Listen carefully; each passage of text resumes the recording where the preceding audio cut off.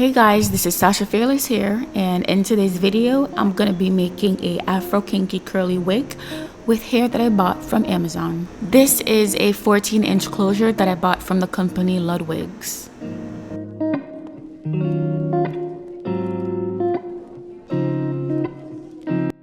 These are the bundles I'm going to be working with today, so they come in 20, 22, and 24 inches.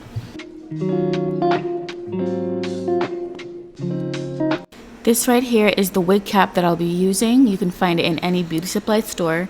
And here I'm just going to give you a quick run through of me bleaching the knots on the closure. I'm using the Paul Mitchell DPL dual purpose lightener and the Clairol 30 volume developer.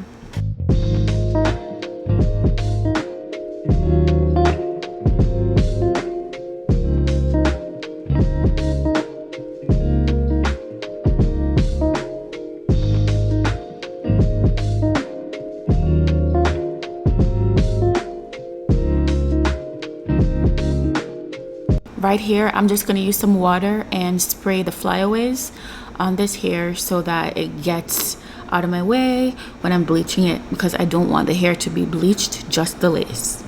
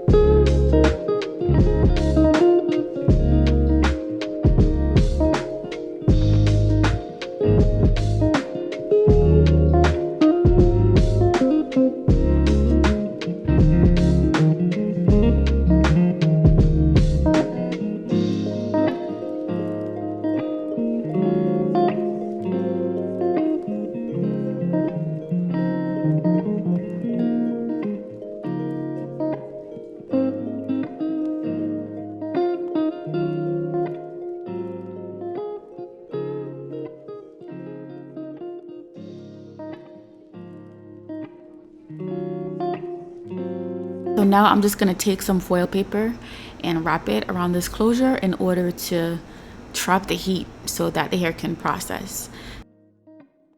Next up, I'm going to set a timer for 40 minutes so that the hair can process.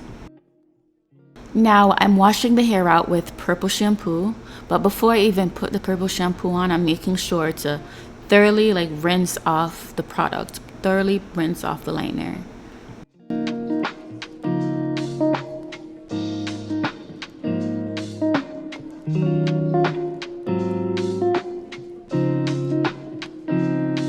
After washing the closure, what I'm going to do is take the bundles out, because now I'm going to add some conditioner to the hair and give it a nice deep conditioner in a bag. So just watch the process. A rookie mistake that I used to do with curly hair was install the hair without wetting it or deep conditioning it before install.